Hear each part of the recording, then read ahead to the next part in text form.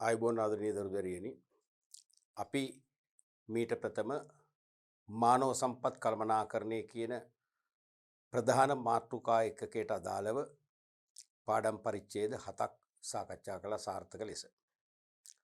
මේක දීර්ඝ පාඩමක් කියලා මම මුලින්ම කිව්වා. පාඩම් පරිච්ඡේද 12ක් සම්පූර්ණ කරන්න ඕනේ. සමස්ත පාඩම් එකකේ නිමාව දකින්න. අපි දැනට 7යි නිම කළේ. තව පාඩම් පරිච්ඡේද 5ක් තියෙනවා. අපි අදාරම්භ කරන්න යන්නේ මේ පාඩම් ඒකක යටතේ එනම් 16 වන පාඩම් ඒකක යටතේ එන 8 වන පාඩම් පරිච්ඡේදය සාකච්ඡා කරන්න. එනම් සේවක දුක්ගැනවිලි අධ්‍යයනය. ව්‍යාපාරවල විවිධ තරාතිරම සේවකයෝ ඉන්නවා. ඒ සේවකයන්ගේ විවිධ දුක්ගැනවිලි තියෙනවා. දුක්ගැනවිලි කියන්නේ මොකක්ද? ඉංග්‍රීසියෙන් කියනවා grievances කියලා. ඒ දුක්ගැනවිලි පිළිබඳව අධ්‍යයනය කිරීම. දැන් මේ දුක්ගැනවිලි කියන කන්සෙප්ට් එක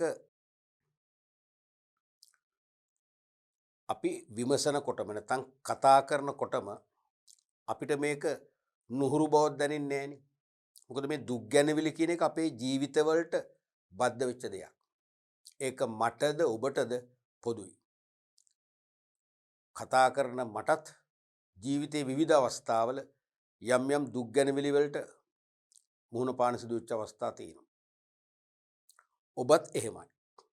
ඒ හැම අවස්ථාවකම අපි කිසියම් පීඩනයකට කායික හා මානසික අසහනයකට පත්වෙච්ච අවස්ථා තියෙනවා.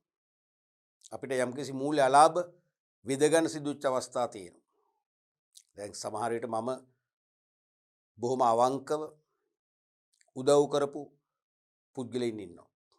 ඒ පුද්ගලයන් යම් තැනකට ගේන්න මම සම්පූර්ණයෙන්ම කැප වෙලා ඔවුන්ට විවිධාකාරයෙන් ඍජුව උපදෙස් දීලා සහයෝගය ලබා දීලා ඔවුන් යම් තැනකට ගේනවා. ඔවුන් යම් තැනකට ආවට පස්සේ සමහරට මමත් එක්ක තියෙන සම්බන්ධය අඩු කරගන්න. ඇතැම් අවස්වල මම කතා කරලා තියෙනවා. ඔබට මතක නැද්ද? ඔබ මේ තත්ත්වයට ගේන්නේ මම ආරම්භයේදී මොනතරම් අවංකව දායකත්වයේ දුන්නද සහයෝගය දැක්කොද ඒව මතක නැද්ද කියලා.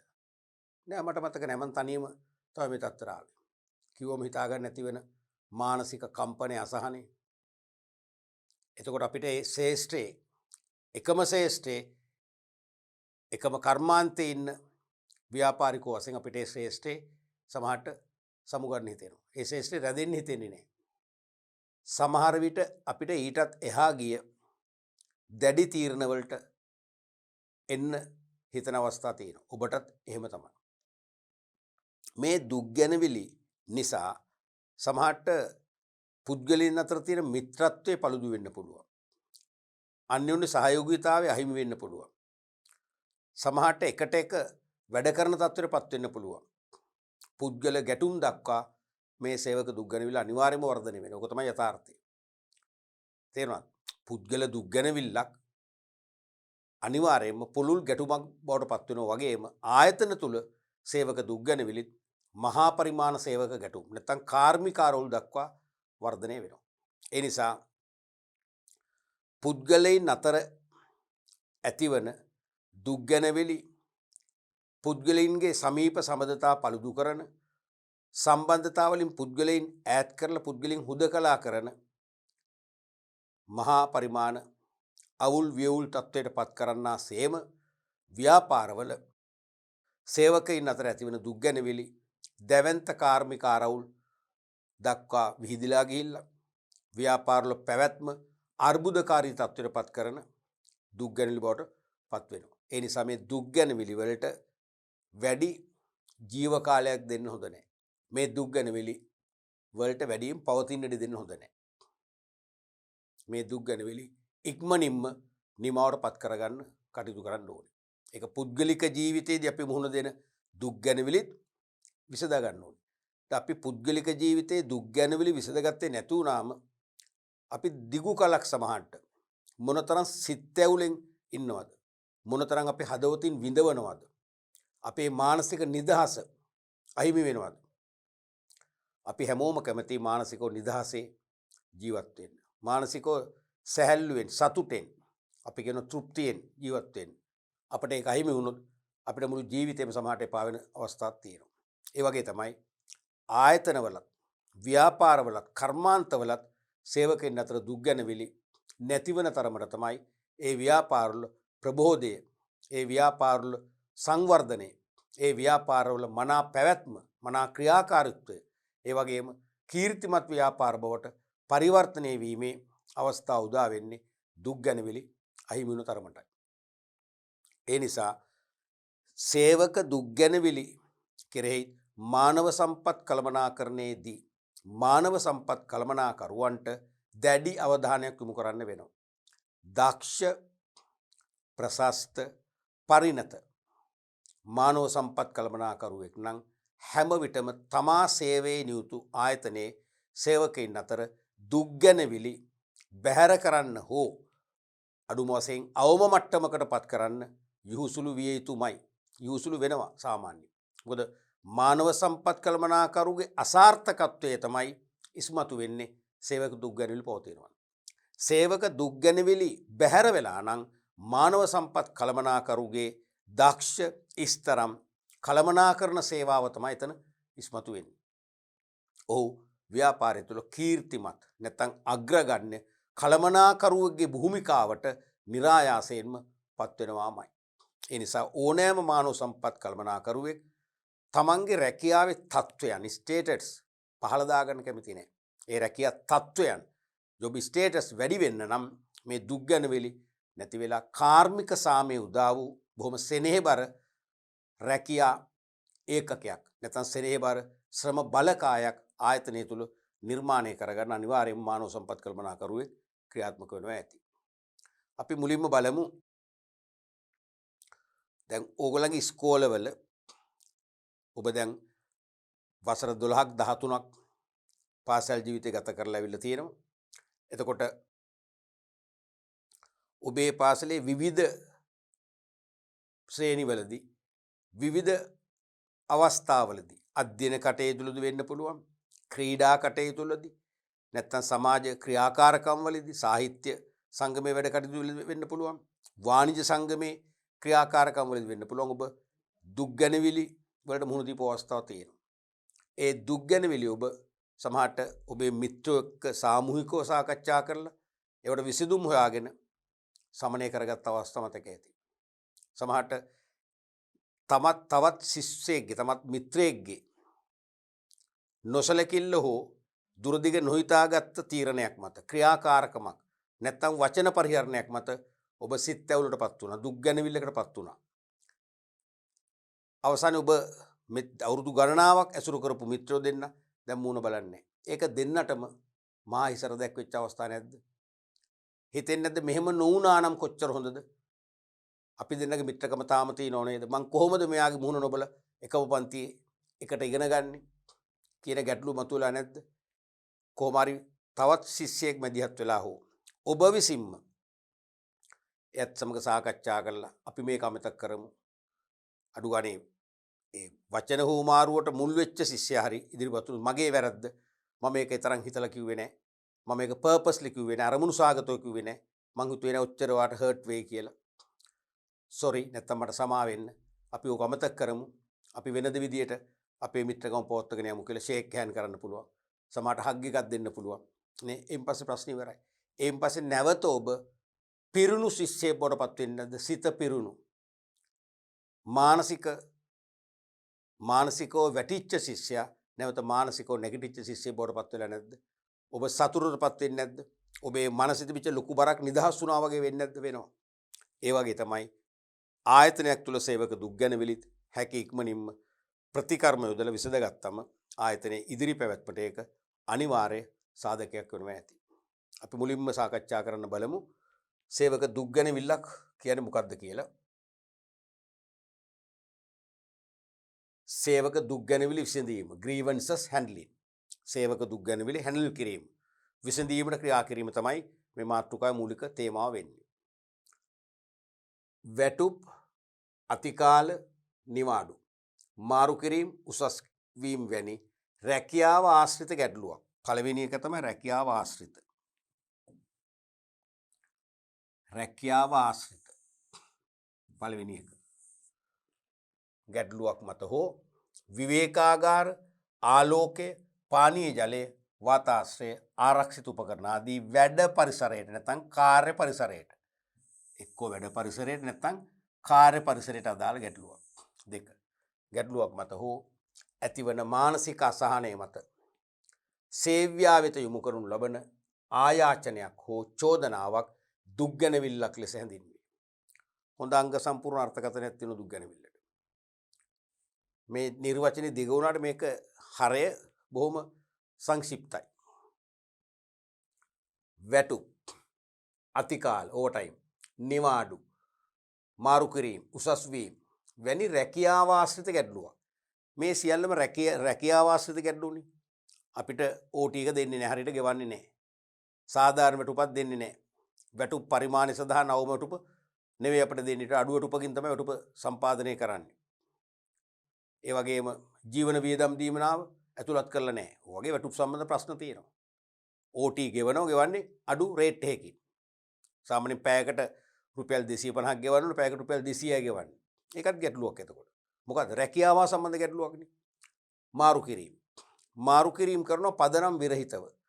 සාධාරණ යුක්ති සහගත මාරු කිරීමක් නෙවෙයි. හේතුවක් නැති මාරු කිරීම. මට හුරු පුරුදු වැඩ පරිසරය මට අහිමි වෙනවා. හුරු පුරුදු සහෝදර සේවකයන් ටික මට අහිමි වෙනවා.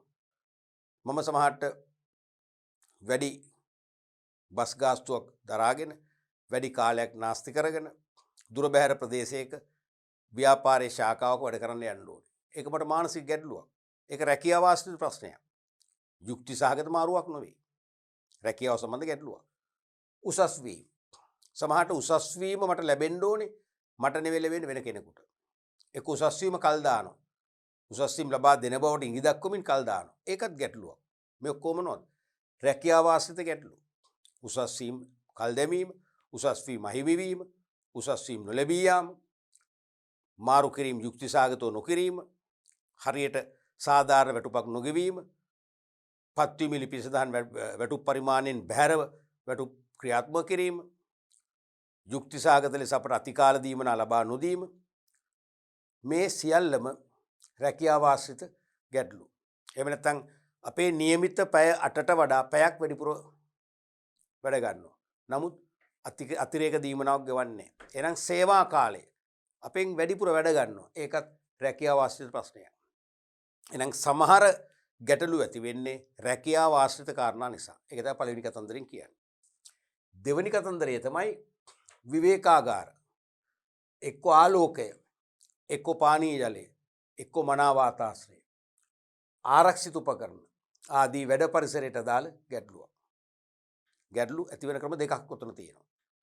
එකක් තමයි රැකියාව ආශ්‍රිත ගැටලු. වැටුම්, අතිකාල, උසස් කිරීම, මාරු කිරීම මේ වගේ. අනිත් එක වැඩ පරිසරයට අදාළ ගැටලු. නැත්නම් කාර්ය පරිසරයට බලපාන ගැටලු. දැන් අනිවාර්යයෙන්ම හැම කෙනෙක්ම කැමති මනා වාතාශ්‍රය සහිත පරිසරයක වැඩ කරන්න. කවුද කැමති? කිසි කෙනෙක් කැමති නැහැ. අපි හිතමු ටකරම් මඩුවක අපි කියන තැම්බි පිච්චි දාඩිය මුගුරු හෙලාගෙන වැඩ කරන්න කැමති නැහැනේ. එහෙනම් මනා වාතාශ්‍රය ඕනේ. ඒ කියන්නේ අඩු ගානේ විදුලි පංකාවලින් ලබා දෙන සහනය. එහෙම නැත්නම් වායු සමන පහසුකම් AC facilities දෙනව නම් තමයි අපට මනා වාතාශ්‍රයක් ඇති කරගන්න පුළුවන්කම ලැබෙන්නේ. ඊළඟට ප්‍රමාණවත් ආලෝකය. කිසිදු කෙනෙක් කැමති වෙන්නේ නැහැ අඳුරු වැඩ පරිසරයක වැඩ කරන්න. අඩ අඳුරේ වැඩ කරන්න කැමති වෙන්නේ නැහැ. ප්‍රමාණවත් ආලෝකය ඕනේ. දැන් ඔබට පාසල් පන්ති කාමරයක් තියෙනවා හැම පැත්තෙම ආවරණය වෙච්ච. විදුලි පහන් දල්වන්නේ නැත්තම් අර තද වැහි අඳුරක් තියෙන ඒ වගේ පරිසරයක්. පේනවා නමුත් ලියන්න ටිකක් අපහසුයි. තේරෙනවද? කොහොමද ලියන්න පෙනුන වුණත් ඒ අඳුරට ඔබ කැමති නෑනේ. කිසි කෙනෙක් අඳුරට ආවඩන්නේ නෑනේ. අඳුර ප්‍රතික්ෂේප කරනෝනේ. එහෙනම් ප්‍රමාණවත් ආලෝකයක් තියෙන්න ඕනේ. සමහරට විදුලි පහන් තියෙනවා. ඒ විදුලි පහන් සමහරට නිවි ගියපෝ තියෙන පිච්චිච්ච. ඒව දැල් වෙන්නේ නැහැ. ඒ වෙනත විදුලි පහන් තියෙනවා. විදුලි සැපෙවීමේ මොන හරි අතරමඟ බිඳ වැටීමක් තියෙනවා. වයර් මියෝ කාලා. කරන්ට් එක එන්නේ නැහැ, විදුලි එන්නේ නැහැ. ඒවත් ගැටලු කිව්වට හදන්නේ නැහැ. එහෙම නැත්නම් විවේකාගාර. විවේකාගාරය තියෙනවා වතුර නැහැ. කෑම ගන්න ගියන් පස්සේ අත හොදන්න විදියක් නැහැ. බීමට පානීය ජලය නැහැ. පිරිසිදු ෆිල්ටර් වෝටර් නැහැ. නිකම් බෝතලයකට පුරවන් අපි කරාමෙන් බෝතලයකට පුරවන් උනේ බොන්න. සමහරට මලකට රහ වතුර එන්නේ. තේරුණාද? ඊළඟට ආරක්ෂිත උපකරණ.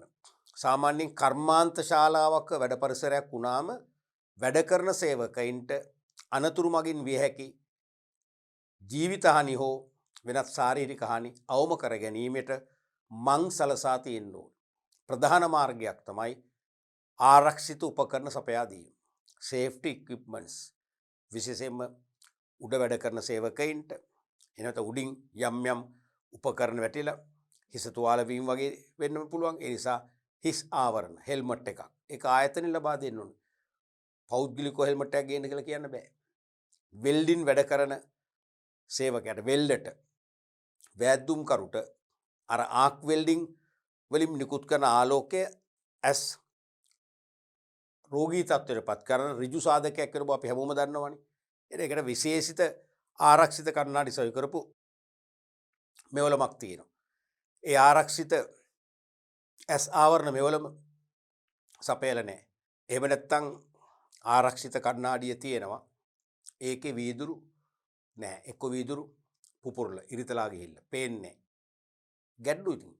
ඒ වෙල්ඩින් කරන්න ගියාම සමහරට ඒ නියමිත ස්ථානයේ වෙල්ඩින් ඩොට් එක තියාගන්න බෑ. ඒකෙන් සුපරීක්ෂකයන්ගෙන් දෝෂාරෝපණය Tamanට ලැබුණු අවස්ථා එමටයි. තේරුණාද? ඒ ආරක්ෂිත උපකරණ අනිවාර්යයෙන්ම ආයතනෙන් දෙන්න ඕනේ. මෙන්න මේ වගේ ආරක්ෂිත උපකරණ නිසි පරිදි නොලැබීම, මනා වාතාශ්‍රය නොමැතිවීම, ප්‍රමාණවත් ආලෝකය නොමැතිවීම, ඒ වගේම බීමට පිරිසුදු ජලය නොමැතිවීම, ප්‍රමාණවත් විවේකාගාර පහසුකම් නොමැතිවීම. විවේකාගාරය තියෙනවා. වරකට 10 දෙනෙකුට විතරයි කෑම කන්න පුළුවන්. සේවකයෝ 50ක් ඉන්නවා. ලොකු රෂ් එකක්. තරංගයක් ඒතොර ගිහිල්ලා ඉක්මනට කෑම කන්න. මුලින් කෑම කන අයට වතුර තියෙනවා, පස්සේ වතුර නැති වෙනවා. එක්ක විවේකාගාරයේ ලොකුවට තියෙනවා. ෆෑන් වැඩ කරන්නේ වතුර එන්නේ බොහොම හිමීට එන්නේ. තේරුණාද? එහෙම වැඩ පරිසරයක වැඩ කරන්න කැමති නැහැ. අන්න ඒ වගේ වැඩ පරිසරයට අදාළ ගැටලුවක්. එනම් ගැටලු දෙකක් මම දැන් කිව්වා. එකක් රැකියාව ආශ්‍රිත ගැටලුවක්, නැත්නම් වැඩ පරිසරය හා සම්බන්ධ අර වගේ ගැටලුවක් මත හෝ ඇතිවන මානසික අසහනය. මෙන්න මේ වගේ ගැටලු ඇති වෙනකොට අපි මානසික අසහනයට පාත්‍ර වෙනවා. ඒ මානසික අසහනය මත සේව්‍යා වෙත, හාම්පුතුන් වෙත අපි යොමු කරවන එක්කෝ ආයාචනයක් නැත්තම් චෝදනාවක් තමයි දුක්ගැනවිල්ලක් කියන්නේ. සේවකෙනිකන් ඉන්නෙත් නෑනේ.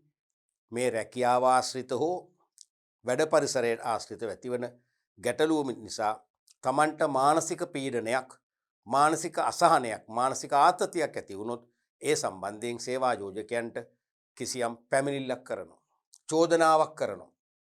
නැත්තම් ආයාචනයක් කරනවා අපිට මේක සකස් කරලා දෙන්න කියලා. ඒක තමයි සේවක දුක්ගැනවිල්ල කියන්නේ. එක්ක ආයාචනයක්වත් ඉල්ලීමක් කරනවා, එක්ක චෝදනාවක් කරනවා. අපි කොහොමද මෙහෙම වැඩ කරන්න කියලා. තේරෙනවද? ඒක ඉල්ලීමක් නෙවෙයි, ඒක චෝදනාවක්. එහෙම නැත්නම් කරුණා කරලා අපිට හැකීක්මනින් වතුර ටික දෙන්න. නැත්නම් අපිට කෑම කන්නවත් විදියක් නැහැ. ඉල්ලීමක් කරනවා, ආයාචනයක් කරනවා. ඒක තමයි සේවක දුක්ගැනවිල්ල කියන්නේ. පැහැදිලිනේ? එහෙනම් වැටුප්, අතිකාල, උසස් වීම, මාරු කිරීම වැනි රැකියාව ආශ්‍රිත ගැටලුවක් මත හෝ ආලෝකය, වාතාශ්‍රය, විවේකාගාර, බීමට පිරිසුදු ජලය වැනි කරුණක් සම්බන්ධයෙන් රැකියාවට අදාළ නැත්නම් වැඩ පරිසරයට අදාළ, රැකියා පරිසරයට අදාළ ගැටලුවක් මත හෝ මානසික අසහනයටපත් වුණොත් ඊට එරෙහිව සේවා යෝජකයන් වෙත යොමු කරන ආයාචනයක්, ඒක ඉල්ලීමක් හෝ චෝදනාවක් නැත්නම් පැමිණිල්ලක් තමයි සේවක දුක්ගැනවිල්ල කියලා කියන්නේ. එය ප්‍රකාශිත හෝ අප්‍රකාශිත විය හැකියි. සමහර විට මේ දුක්ගැනවිලි අපි ප්‍රකාශ කරනවා. සේවා යෝජකයෙකු වෙත ගෙනියනවා. මානව සම්පත් කළමනාකරු දැනුවත් කරනවා. ප්‍රකාශිතයි. සමහරට අපි නෝටිස් බෝඩ් එකේ සේවකයන් විසින් දැන්වීමක් පළ කරනවා කළමනාකරුවන්ගේ දැන ගැනීම පිණිසයි. ව්‍යාපාර හිමිකරුවන්ගේ දැන ගැනීම පිණිසයි කියලා ප්‍රකාශ කරනවා විවිධ ක්‍රම වලින්. සමහර ඒවා අප්‍රකාශිතයි. සමහර ඒවා අපි ප්‍රකාශ කරන්නේ නැහැ. එක්ක ප්‍රකාශ කරන්න බයයි. අපි මේ දුක් ගැනවිලි ඉදිරිපත් කරන්න කියලා තියෙන රැකියාවත් නැති වෙයි දෝ. අපිට ලැබෙන OT එක කපා හරියද? මොකද OT එක අනිවාර්ය නැහැනේ. OT එක නවත්තන්න පුළුවන්. OT එක නැවැත්තුවොත් අපිට විශාල මූල්‍යමය පාඩුවක් වෙයි කියලා අපි තියෙන බයට අනිසි බියට අපි සමහරවිට ප්‍රකාශ කරන්න අපි විඳගෙන ඉන්නවා. ඒකයි මේ කියන්නේ එය ප්‍රකාශිතව අප්‍රකාශිත විය හැකි කියන්නේ ඒකයි. දුක් ගැනවිලි කාර්යඵලවලට ඍජුවම බලපානවා. අනිවාර්යයෙන්ම සේවක දුක් ගැනවිල්ල සේවක කාර්යඵලයන්ට නැත්නම් කාර්ය සාධනය performance පහළ මට්ටමක දාන්න ඉඳුරාම බලපෑමක් වෙනවා. මොකද හේතුව හොඳ කාර්යඵලයක් නැත්නම් performance හොඳ කාර්ය සාධනයක් ලබා ගන්න නම් සේවකයා තෘප්තිමත් වෙන්න ඕන. තෘප්තිමත් වෙන්න නම් සේවකයා දුක් ගැනවිලි තුලින් මානසික පීඩාවට පත් වෙලා තියෙන්න බෑ. ඒ නිසා අනිවාර්යයෙන්ම මේ දුක් ගැනවිලි කාර්යඵලවලට ඍජුව බලපෑමක් කරනවා. කියන්නේ කාර්යඵල පහළ දානවා. ආයතනයේ පරමාර්ථ ඉටු කර ගැනීමට ඒවා බාධාකාරී වේ. ආයතනයේ පරමාර්ථ ඉටු කරගන්න නිතින් මේවා බාධාකාරී වෙනවා. සේවක දුක් ගැනවිලි කාර්මික ආරවුල් වල මුල් අධීරයි. මේ සේවක දුක් ගැනවිල්ලක් කියන්නේ කාර්මික ආරවුල් ඉන්ඩස්ට්‍රියල් කොන්ෆ්ලික්ට් වල ආරම්භක අවධිය. අපි ඉදිරිපාඩම් පරිච්ඡේදවලදී කතා කරනවා කාර්මික ආරවුල් සහ කාර්මික සම්බන්ධතා.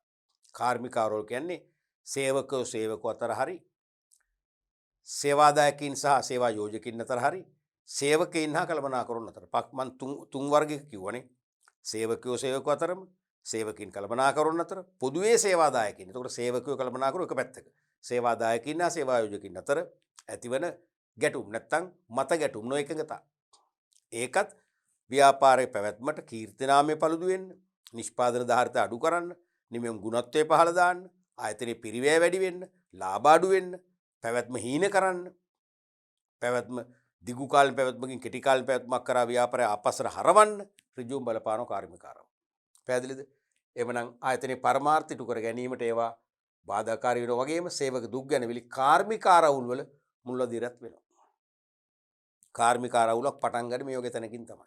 මේක තමයි මුල් බීජය කාර්මිකාරවුල. එබැවින් මුල් අවස්ථාවේම සේවක දුක් ගැනවිල්ලක් විසඳීමට පියවර ගන්න ඕනේ.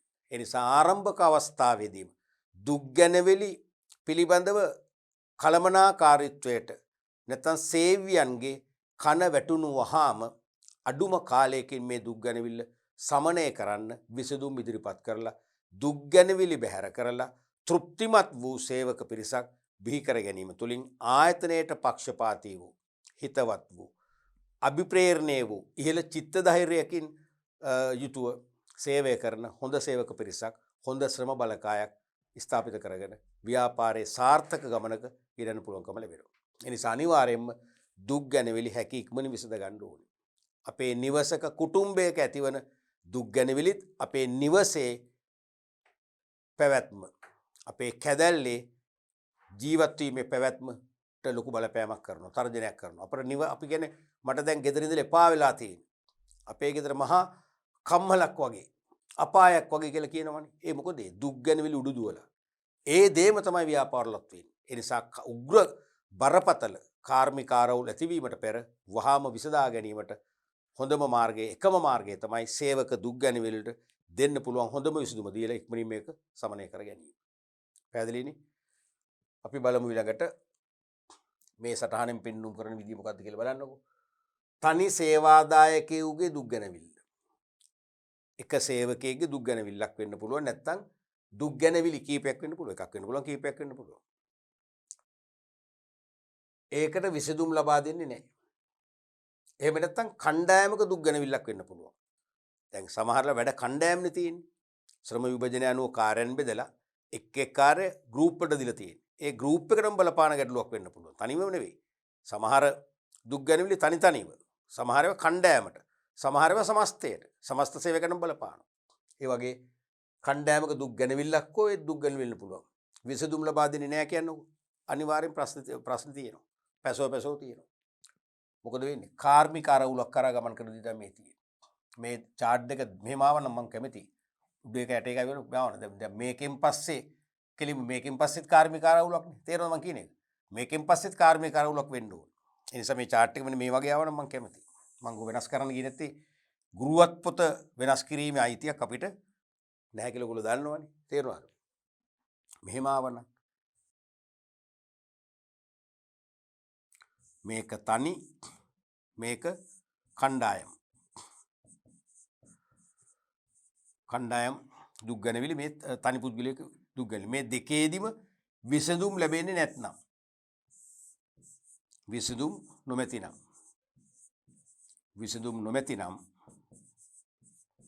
මොකද වෙන්නේ? ඒ දෙකෙන්ම ඇති වෙන්නේ මොකද්ද? කාර්මික ආරවුල්. දෙකෙන්ම ඇති වෙන්නේ කාර්මික ආරවුල්. තේරුණාද? අන්න එහෙම ආවනම් නේද වඩා හොඳ මේක. මොකද මේකේ මේ තනි සේවාදායකයෙක්ගේ ගැටලුවකට විසඳුමක් ලැබුණ නැතත් කණ්ඩායමක දුක් ගැනවිල්ලකට විසඳුමක් ලැබුණ නැතත් ඒ දෙකෙන්ම ඇති වෙන්නේ කාර්මික ආරවුල. තේරුණාද? එතකොට ඒ කාර්මික ආරවුලට විසඳුම් දෙන්න පුළුවන්. කාර්මික ආරවුලට විසඳුම් දුන්නොත් ගැටලුවක් නැහැ. මේකටත් විසඳුම් නැත්තම් මේකටත් විසඳුම් දුන්නේ නැත්තම් විසඳුම් නොමැතිනම් නැත්නම් ලබා දුන්නේ නැත්නම් මොකද වෙන්නේ? අනිවාර්යයෙන්ම සේවක කාර්ය සාධනය පිරිහෙනවා. අනිවාර්යයෙන්ම කාර්ය සාධනය පිරිහීමක් ඇති වෙනවා. ඒ කියන්නේ ආයතනයේ කඩා වැටීම, ආයතනයේ ඉදිරි පැවැත්ම අනිවාර්යයෙන්ම මොකද වෙන්නේ? බරපතල තර්ජන එල්ල කරනවා. ඕක තමයි කතන්දරේ. එතකොට මේ තියෙන එකයි තනි පුද්ගලයෙක්ගේ හෝ කණ්ඩායමක දුක් ගැනීමවලට විසඳුම් ලබා නොදීම නිසා කාර්මික ආරවුල් ඇති වෙනවා. අඩු ගානේ කාර්මික ආරවුල විසඳන්න ක්‍රියාත්මක නොවීමනොත් විසඳුම් ලබා නොදීමනොත් ඇති වෙන සංවිධාන ඵලදායීතාව පිරිවෙනවා. ඒ කියන්නේ සේවකයන්ගේ කාර්ය සාධනය පහත වැටෙනවා. අවශ්‍ය ප්‍රොඩක්ටිවිටි එක ඵලදායීතාවේ මොකද වෙන්නේ? ලබා ගන්න බැරි වෙනවා. පැහැදිලිනේ? සේවක දුක් ගැනීම ඇතිවීම සඳහා හේතුකාරක මෙන්න තවත් වැදගත්ම කොටසක්. මේ විභාගයට නිරන්තරයෙන්ම ඉදිරියේදී ප්‍රශ්න වශයෙන් යොමු වෙන්න පුළුවන් කොටසක් තමයි මේ. සේවක දුක් ගැනීම ඇතිවීම සඳහා බලපාන හේතු. නැත්තම් සාධක. වඩා හොඳ හේතුකාරක කීපයක් තියෙනවා. එකක් තමයි රැකියාව ආශ්‍රිත හේතු. උදාහරණයක් වශයෙන් මේ කියන්නේ රැකියා විස්තරයට සඳහන් නොවන රාජකාරී හා වගකීම් සේවාදායකයාට පැවරීම. ඔන්න තවත් හොඳ අදහසක් ඔයාලට තේරුම් ගන්න තියෙනවා. මතකයිද අපි මුල් පාඩම් පරිච්ඡේදවලදීම නැත්නම් දෙවන පාඩම් පරිච්ඡේදයේදී මානව සම්පත් කළමනාකරණය හා සම්බන්ධ අපි ඉගෙන ගත්තා රැකියා විශ්ලේෂණය කිරීම ගැන. ජොබ් ඇනලයිසිස් කියන කන්සෙප්ට් එක. ඒකට අදාළව අපි කතා කරා රැකියා විස්තරය හා රැකියා පිරිවිතරය කියලා ලේඛන දෙකක් ආරම්භයේදීම සකසා ගන්නවා. ඒ රැකියා විස්තරය හා රැකියා පිරිවිතරය තුලින් අනාගතයේදී සේවකයන් රැකියාවේ යෙදීමේදී මතුවිය හැකි බොහෝ ගැටලු බැහැර කරලා කාර්මික ආරවුල් කියන සංකල්පය අපේ ආයතනෙන් ඉවත් කරලා කාර්මික සාමය උදා කරගත්ත කීර්තිමත් ව්‍යාපාරයක් බවට පත් වෙන්න පුළුවන් කියලා අපි ඉගෙන ගත්ත මතක ඇති. රැකියා විස්තරය කියලා මොකක්ද කිව්වේ? ජොබ් ඩිස්ක්‍රිප්ෂන් කියන්නේ කිසියම් රැකියාවකට තනතුරකට පත්වන පුද්ගලයාට ඉටු කිරීමට සිදුවන කාර්ය සහ කාර්යභාරයන්. මූලික කාර්යයන් සහ එහා බැඳුණු අතිරේක ක්‍රියාකාරකම් මොනවද කියලා විස්තර කරලා තියෙන ලේඛනය. අපිට රැකියාවට බඳව ගන්න අවස්ථාවේදී මේ රැකියාව විස්තරයක් අපේ අතටපත් කරනවා. නැත්තම් රැකියාව බෑරතු දැන්වීම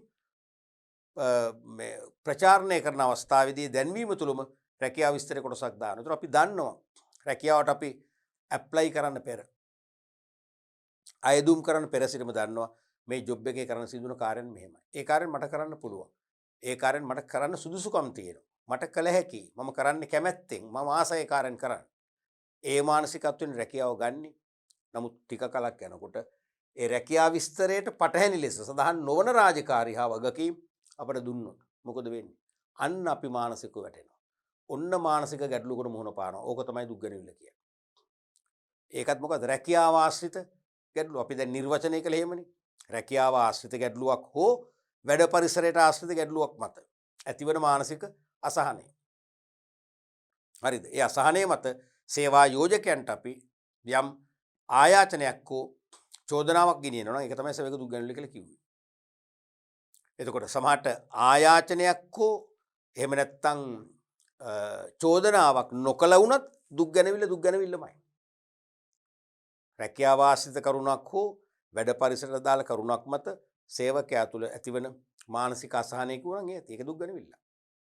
ඉතින් ඒ දුක් ගැනවිල්ල අපි තවත් පරිණත භාවයටපත් කරාම අපි කියන්නේ ඒක සේවා යෝජකයෙක් වෙත ගිහිල්ලා එක්කෝ ආයාචනයක් නැත්නම් චෝදනාවක් අත්තරපත් කරොත් ඒක තමයි සේවක දුක් ගැනවිල්ල උපරිම අවස්ථාව. හරිද? එවනම් රැකියා විස්තරයේ සඳහන් නොවන රාජකාරී සහ වගකීම් පවරනවා කියන්නේ මොකද්ද? අන්න රැකියාව ආශ්‍රිත ගැටලුවක් මත ඇතිවන සේවක අසහනයක් දුක් ගැනවිල්ලක් ඇති වෙනවා. එහෙනම් ඒක තමයි රැකියාව ආශ්‍රිත හේතු කියන්නේ.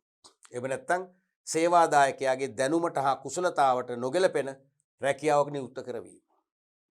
ඒක තේරෙනවනේ. සේවාදායකයාගේ සුදුසුකම් තියෙනවා අධ්‍යාපන සුදුසුකම් පළපුරුද්ද ඒ හැකියාවන්ට සුදුසුකම් වලට නොගැලපෙන ආකාරයේ රැකියාවක නියුක්ත කරනවා. එතන ඇති වෙන්නේ මොකද්ද? මානසික අසහනය. සේවකයා තෘප්තිමත් සේවකයෙක් වෙන්නේ නැහැනේ. දුක් ගැනවිල්ලක් තමයි ඒක. රැකියාව ආශ්‍රිතයි. ඒක රැකියාවට අදාළ කරුණක්. නිදසුනක් වශයෙන් ඔබ තව වසර කීපයකින් සමහර වසර 6කින් උපරිම 7කින් වගේ වෙනකොට ඔබ විශ්වවිද්‍යාල උපාධියක හිමිකරුවෙක් හෝ හිමිකාරියක් වෙනවා. ඔබට ගුරුපත් වීමක් ලැබෙනවා. අපි හිතමු ඔබ කළමනාකරන උපාධියක් BSc Business Administration විද්‍යාවේදී ව්‍යාපාර පරිපාලනවේදී විශේෂ උපාධි සමත් වෙනවා. එක්කෝ BCom ස්පෙෂල් ඩිග්‍රිය. BCom කියන්නේ මොකද්ද? බකල කොමර්ස්ද නෑ. Bachelor of Commerce මමත් කරේ ඒක තමයි. තේරෙනවද? බකල කොමර්ස් කියලා තමයි අපිට සමහර අය සෞතු දාන්නේ මේ ඩිග්‍රියට. වාණිජ්‍ය විශේෂ උපාධිය සමත් වෙලා ඔබ ගුරු වෘත්තියට අවතීර්ණ වෙනවා. ඔබට දෙනවා 5 වසර ශිෂ්‍යත්ව පන්තිය උගන්වන්න. දැන් මම දන්න අපේ නිවස අසල මල්ලි කෙනෙක් ඉන්නවා. කොළඹ ප්‍රධාන පෙළේ පාසලක උගන්වනවා. මගේ විශ්වවිද්‍යාලයෙන්ම පිටලා තියෙන BSc මොනවද Business Administration ව්‍යාපාර පරිපාලන විශේෂ උපාධිය උගන්වන්නේ 5 වසර ශිෂ්‍යත්ව. එයා අවුරුදු 4ක් 5ක් ලොකු අවුලක හිටියා. එයාට වෙන රැකියාවක් සොයාගන්නත් අපහසු වුණා. මේ රැකියාව කරන්නත් කැමති නෑ. කොහොමද එයා 5 වසර උගන්වන්නේ? 5 වසර ශිෂ්‍යත්ව උගන්වන එක වෙනම කලාවක්නේ. වෙනම ආර්ට් එකක් නේ ඒක. නමුත් දැන් එයා ඒකට හුරු වෙලා දෝ කොහෙද? සද්දයක් නෑ නිහඬව සතුටින් පාසල යන බව පේනවා. අපි හරලා උස්සන්නෙත් නෑ.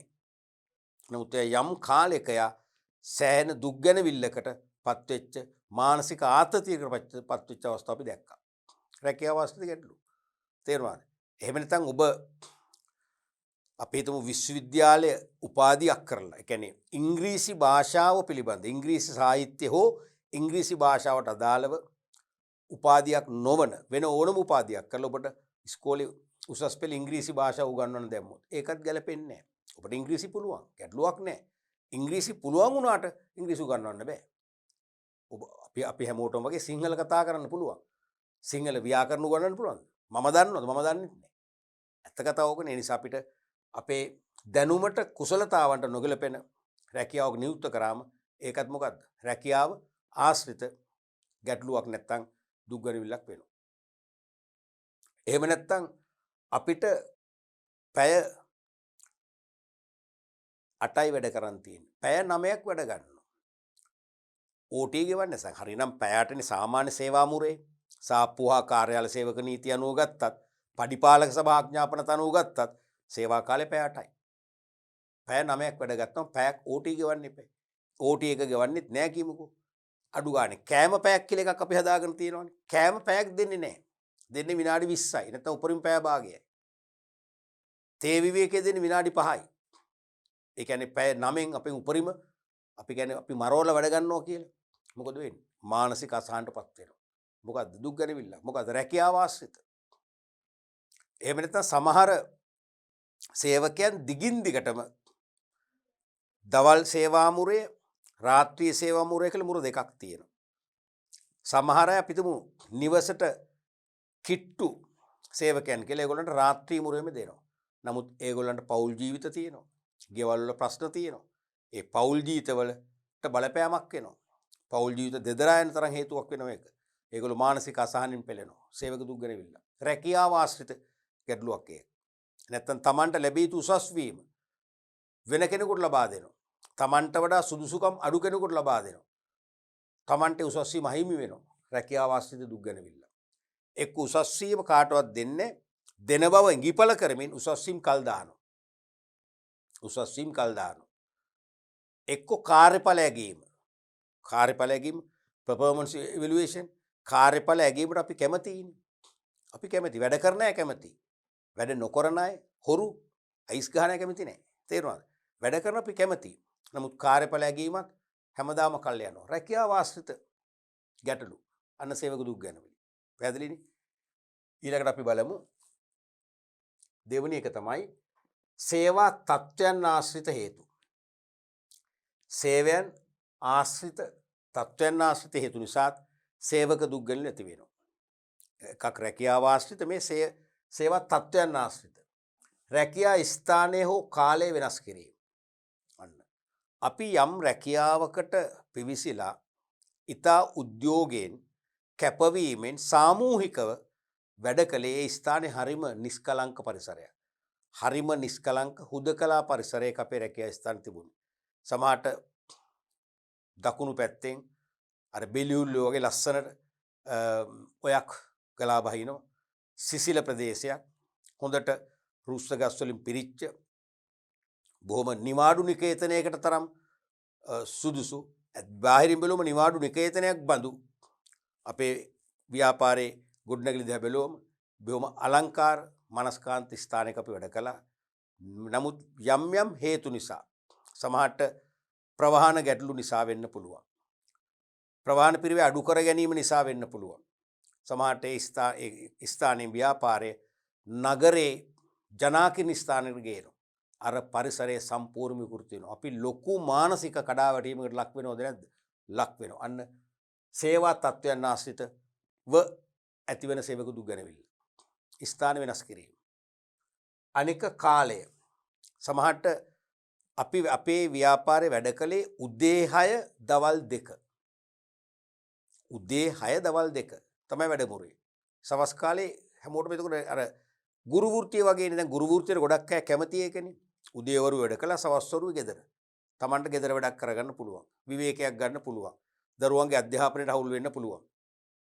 නේ එහෙමනේ අපි හිතන්නේ ගමනක් බිමනක් යන්න පුළුවන්. ඒ වගේ සමහර ආයතන වැඩමුරු තියෙන උදේ 6 දවල් 2. ඒකේ වාසි තියෙනවනේ. උදේ 6 කොම සමහරට අපි පැය භාගයකට පැයකට කලින් එන්න ඕනේ. සමහරට පොදු මගී ප්‍රවාහන සේවයෙන් එන්නේ. ඒතකොට 5ට විතර එළියට එන්න ඕනේ. 4ට නැගිටින්න ඕනේ. 4:00ට නැගිටින්න ඕනේ. ඒතකොට උදේ කාලේ ගෙදරත් ප්‍රබෝධමත්. උදෙන්ම නැගිටලා උදෙන්ම කෑම ටික හදාගෙන තේරෙනවද? ගෙවල් දොරවල් අස්පරස් කරගෙන අපි කියන්නේ හිරු පායනකොට හිරු එළිය අපි සිප ගන්න ඕනේ. අපි ජනෙල් දොරවල් විවෘත කරන්න ඕනේ. ඒ හැම දෙයක්ම ධනාත්මකව වෙනවා අපි උදේ පාදර නැගිටිනකොට. අපි 5ට එළියට එනවා. අපි 6ට වැඩ පටන් ගන්නවා. බස් එකත් අල්ල ගන්න ලේසි.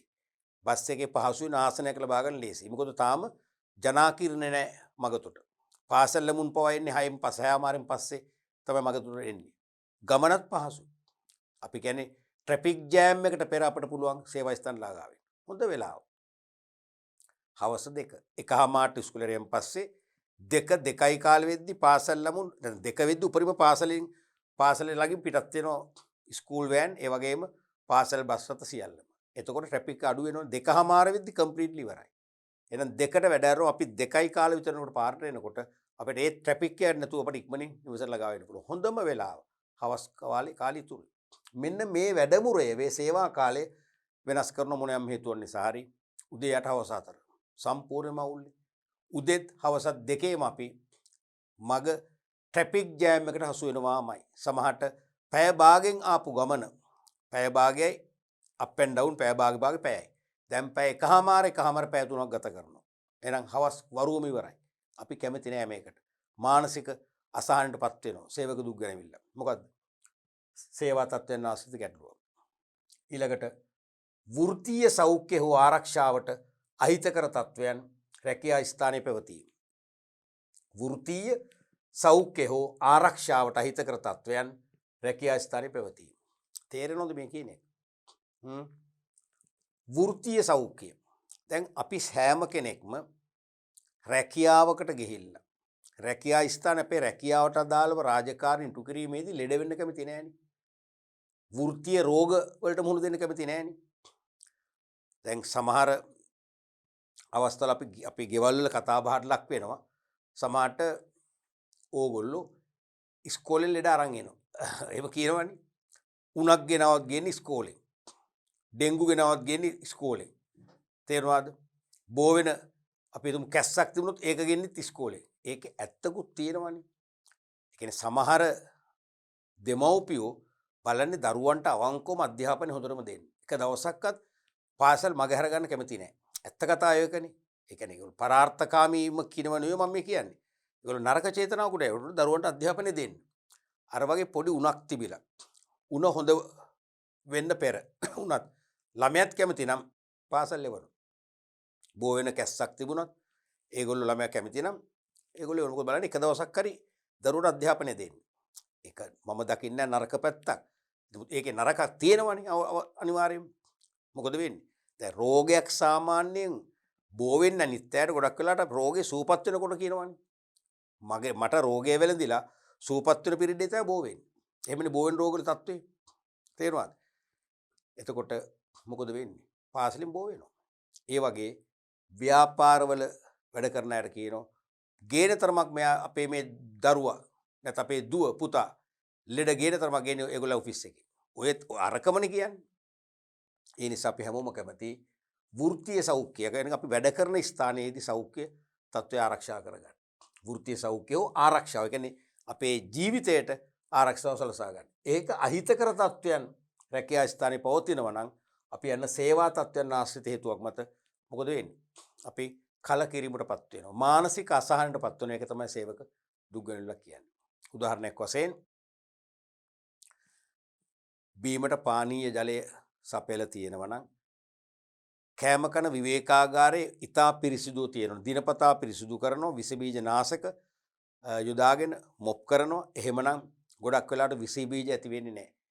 ඒ අපි කෑම කන්න පෙර අත්සෝද ගන්න කරාම ළඟ පවා විස බීජ නාශක තියලා තියෙනවා. අත්සෝද ගන්න. එහෙමනම් ඒ පිරිසිදු බව රැකෙනවා. රෝග බෝ වෙන තත්ත්වය අඩු වෙනවා. තේරෙනවද? ආයතනයේ සික් රූම් එකක් තියෙනවා නම් සාමාන්‍ය අසනීප තත්ත්වෙ ඉන්නේ සික් රූම් එකට මාරු කරනවා. ඒගොල්ලන්ට එතන පුළුවන් කෑම කන්න. වෙනම මේසයක් තියෙනවා. ඒකෝර ඒගොල්ලෝ වැඩ කරද්දිත් ටිකක් ඈත් වෙලා වැඩ කරනවා. කෑමේදී ගොඩක් වෙලාවට අපි කෑම ෂෙයා කරගන්නවා ළඟ ඉඳන් කනවා. නේ? එතකොටනේ බෝවීම වැඩි. ඒගොල්ලෝ සික් රූම් එකේ තමයි දාන්නේ. එන්නේ ඒ වගේ පරිසරයක් නැත්නම් වෘත්තීය සෞඛ්‍ය බිඳ වැටෙනවා. වැඩ කරන ස්ථාන අපිට ආරක්ෂිත උපකරණ ලබා දීලා නැත්නම් ආරක්ෂිත විධිවිධාන ස්ථාපිත කරලා නැත්නම් ආරක්ෂිත මඟ පෙන්වීමේ සලකුණු සංකේත යොදලා නැත්නම් අපි අනිවාර්යයෙන්ම අනාරක්ෂිත තත්ත්වයටපත් වෙලා රැකියාව වෙනතුරු වලට භාජනය වෙනවා. ශරීරාංග අහිමි වෙනවා. ශාරීරික තුවාල ඇති වෙනවා. බරපතල තුවාල ඇති වෙන්න පුළුවන් නේ.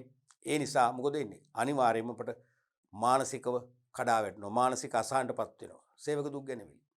එමනම් ඒ සේවා තත්ත්වයන් ආශ්‍රිත හේතු. ඊළඟට මානව සම්පත් කළමනාකරන ප්‍රතිපත්ති ක්‍රියාපටිපාටි හා උපාය මාර්ගවලට අදාළ හේතු. මේකත් සේවක දුක් ගැනවිලි මතු කරන ප්‍රධානම ප්‍රභවයක් නැත්තම් මූලයක් වෙනවා. මොකද්ද? මානව සම්පත් කළමනාකරන ප්‍රතිපත්ති ක්‍රියාපටිපාටි හා උපාය මාර්ග නිසා ඇතිවන හේතු. සමහර ආයතනවල මානව සම්පත් කළමනාකරන ප්‍රතිපත්ති ප්‍රශස්ත ප්‍රතිපත්ති නෙවෙයි. නිතරම සේවකයට පීඩනයක්, අසහනයක් ගෙන දෙන ප්‍රතිපත්ති වෙන්න පුළුවන්. මොකද වෙන්නේ? අනිවාර්යයෙන්ම දුක් ගැනවිලි තමයි ඇති වෙන්නේ. සමහරට මානව සම්පත් කළමනාකරන ක්‍රියාපටිපාටි මානව සම්පත සඵලදායී ලෙස සහ කාර්යක්ෂම ලෙස සේවය දෙවීම සඳහා අනුගමනය කරන ක්‍රමවේද ක්‍රියාපටිපාටි දුර්වල නම් ඒකත් හේතු වෙනවා. එහෙම නැත්නම් උපාය මාර්ග මානව සම්පත හැසිරවීමට යොදා ගන්න උපාය මාර්ග සේවක ප්‍රශ්න වැඩි කරවන සේවක අසහනය දනවන උපාය මාර්ග නම් ප්‍රතිඵලයක් නැහැ. අනිවාර්යයෙන්ම සේවක දුක් ගැනවිලි තමයි නිර්මාණය වෙන්නේ. උදාහරණයක් වශයෙන් සේවක වැටුප් හා වේතන සහ දිරිදීම නම් සේවක වැටුප් හා වේතන සහ දිරිදීම නම් මෙන්න මේවා සාධාරණ වෙන්න ඕනේ. අපි කියන්නේ සාධාරණ වැටුපක් කියලා. සෑම ආයතනයකම මානව සම්පත් කළමනාකරුවෙකුගේ සහ සේවා යෝජකයින් හෙවත් හාම් පුතුන්ගේ ප්‍රධාන වගකීමක් වෙන්නේ සේවකයට සාධාරණ වැටුපක් ගෙවන්න. රීසනබල් වේජ් එකක් නැත්නම් රීසනබල් සැලරි එකක්. මොකද්ද මේ සාධාරණ වැටුපක් කියන්නේ? සාධාරණ වැටුපක් කියවම ඒකේ මූලිකාංග දෙකක් අන්තර්ගත වෙනවනේ දරුවනේ. එකක් තමයි වැය කරන ශ්‍රමයට සරිලන වැටුපක්. වැය කරන ශ්‍රමයට සරිලන ගැලපෙන වැටුපක්. දෙවැනි එක පවතින ජීවන වියදමට ඔරොත්තු දෙන වැටුපක්. පවතින ජීවන වියදමට ඔරොත්තු දෙන වැටුපක්. නිදසුනක් වශයෙන් අපි හිතමු ආයතනයක කාර්යාලයක් තුල වැඩ කරන ලිපිකරුවෙක් සමහරට වායු සමනය කළ කාමරයක AC රූම් එකේ වැඩ කරන්නේ හොඳ සුව පහසු පුටුවක වාඩිලා වැඩ කරන ලොකු මහන්සියක් නැහැනේ. ලොකු මහන්සියක් නැහැ. එයාට යම් පඩියක් ගෙවනවා කියන්නකෝ. ඔය ආයතනෙම අපි හිතමු හෙවි විහිකල් ඩ්‍රයිවර් කෙනෙක්. මොකද්ද අපි කියන්නේ සිංහලෙන් බර වාහන රීදුරෙක්. සමහරට බැකෝ යන්ත්‍රයක් පාවිච්චි කරනවා. එයාට තියෙන ආයතනයේ ඉඩම් මිලදී අරගෙන ඉඩම් සංවර්ධනය කරලා කොටස් කරලා විකුණන ව්‍යාපාරය. දීපල වෙළඳාම් සමාගමක් කියන්නකෝ.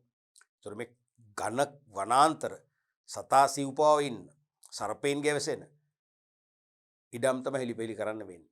කළු ගල් ගලවන්න තියෙනවා. පස් කඳු කපන්න තියෙනවා. පොඩි ආවරණයනේ බැකෝයන්ට එක තියෙන්නේ. අධික රස්නේ වැස්සට තෙමෙනවා. ඔහුට පිච්චෙනවා. නිතරම ඒ තේරෙනවනේ අර බැකෝයන්ට අර බැකෝ අත ක්‍රියාත්මක කරන්න විවිධ ගියර් මාරු කරන්න ඕනේ. දාඩිය දාගෙන ගොඩාක් වෙහෙසෙනවා. එයාට එයාගේ වැය කරන ශ්‍රමය හරිම ප්‍රබලයි. අර AC කාමරයක වැඩ කරන ගිනුම් ලිපිකරුවා වැය කරන ශ්‍රමයෙන් 100 ගුණයක් ශ්‍රමය වැය කරනවා අරය. එහෙනම් එයාගේ වැටුප ටිකක් ඉහළ වැටුපක් වෙන්න ඕනේ. ඒකයි මේ කියන්නේ වැය කරන ශ්‍රමයට සරල වැටුපක් කියන්නේ ඒකයි. ඊළඟට වැය කරන ශ්‍රමයට සරිලන්නත් ඕනේ. ජීවන වියදමට ඔරොත්තු දෙන්නත් ඕනේ. දැන් අපි තුමු වර්තමානයේ අපේ දැන් අපේ රටේ පවතින ආර්ථික තත්ත්වය අනුව ගිනුම් ලිපිකරුවෙකුට රුපියල් 40000ක් ගෙවනවා කියලා කියන්නකෝ. අර වගේ බැකෝ යන්ත්‍ර ක්‍රියාකරුවෙකුට රුපියල් 55000ක් 60000ක් ගෙවනවා කියන්නකෝ. සාධාරණයි කියලා හිතමු වැය කරන ශ්‍රමය අනුව. නමුත් ජීවන වියදම අනුව දෙන්නටම වැටුපැද්ද. මදි. අද ජීවන වියදම අනුව දෙන්න කුටුම්බයක් නඩත්තු කරන තාත්තා කෙනෙක් නම් කුටුම්බයක රුපියල් 60000කින් 40000කින් කොහෙත්ම ක්‍රියාත්මක වෙන්න බෑ. ලයිට් බිල එනවා, වතුර බිල එනවා, ගෑස් සිලින්ඩරේ ගන්න ඕනේ, වාහන තියෙනවා, ත්‍රී වීලර් එකක්, මොටෝසයිකල් එකක්, අර පුංචි කාර් එකක්, ඉන්ධන ගහ ගන්න ඕනේ, ළමයිට ස්කූල් වෑන් එකට ෆීස් ගෙවන්න ඕනේ, ආහාරපාන වියදම, බෙහෙත් හේත් වියදම හිතා ගන්නවත් බෑනේ. එහෙමනම් ජීවන වියදම වෘත්තු දෙන්නේ නැහැ.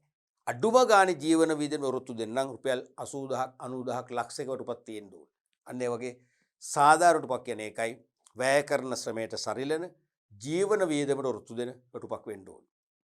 ඒ වගේ සේවක වැටුප් පහ වේතන දෙන ප්‍රතිපත්තියක් නැත්තම් ක්‍රමවේදයක් අනුගමනය කරන්නේ නැත්තම් ප්‍රමාණවත් දිරිදීමනා දෙන්නේ නැත්තම් අපි තුමු හැමදාම සේවකව සමහර අය වැඩට එනවා. එක නිවාඩුවක් ගත්තේ නැහැ. ආයතනයේ යුතුයකමක් තියෙනවා. මානව සම්පත් කළමනාකරන ප්‍රතිපත්තියක් ක්‍රියාපටිපාටියක් තියෙන්න ඕනේ. අඩුවෙන්ම නිවාඩු ගත්ත අයට දිරිදීමනාවක් දෙන්න. නිවාඩු එකක්වත් අරගෙන නැත්නම් රුපියල් 50000ක් දෙනවා. නිවාඩු එකක් තුනක් අතර නම් රුපියල් 40000ක් දෙනවා. නිවාඩු පහක් පමණක් අරන් තියෙනවා රුපියල් 35000ක් දෙනවා. ඒ වගේ ක්‍රමවේදයක් තිබුණම සේවක උනන්දු වෙනවා. හැමදාම වැඩට එනවා. මොකක්ද අවම වෙන්නේ? මොකක්ද අවම වෙන්නේ? සේවක ප්‍රවාසිතාවය කියන එක. ඇබ්සෙන්ටිසම් කියන එක. ඇබ්සෙන්ටිසම් කියන කන්සෙප්ට් එක. ප්‍රවාසිතාවය කියන එක අඩු වෙනවා. තේරෙනවද? ඒ නිසා මේ සේවක වැටුප් පහ වේතන සහ දිරිදීමනා සම්බන්ධ මානසික ගැටලුවක් ඇති වුණොත් ඒක සේවක දුක්ගැනවිල්ලක්. එහෙනම් ඒක අයිති වෙන්නේ මානව සම්පත් කළමනාකරන ප්‍රතිපත්ති ක්‍රියාපටිපාටි හා උපාය මාර්ග වලට අදාළ දුක්ගැනවිල්ලක් විදියට. ඊළඟට තමාට හිමිවීමට තිබූ උසස් වීමක් වෙනත් සේවකයෙකුට ලබා දීම, සේවයෙන් පහත හෙලීම, ඩිමෝෂන්, මාරු කිරීම, සේවය නවතාලීම හා සම්බන්ධ ප්‍රතිපත්ති හා ක්‍රියාපටිපාටි. මෙන්න තවත් නරක ක්‍රියාපටිපාටිය. තමන්ට ලැබිය යුතු ප්‍රොමෝෂන් එක උසස් වීම වෙනත් කෙනෙකුට යනවා. සමහරට පුංචි දෝෂයක් වෙන්න පුළුවන්. තමන් අතින් සිදුවෙච්ච පුංචි වරදක් හේතු කරගෙන ඒක කේන්ද්‍ර කරගෙන තමයි මේ උසස් වීම අහිමි කළේ. නමුත් මම කරපු අවංක කැපවීම, ව්‍යාපාරයේ රහස් ආරක්ෂා කිරීම, ව්‍යාපාරයට පක්ෂපාතී වීම, හාම්පුතුන්ට ලින්ගතු වීම වැනි සාධක සියල්ලට ගියා. මොකද වෙන්නේ? මානසික අසහනය, දුක් ගැනවිල්ල. එහෙම නැත්නම් සේවයෙන් පහත හෙලීම.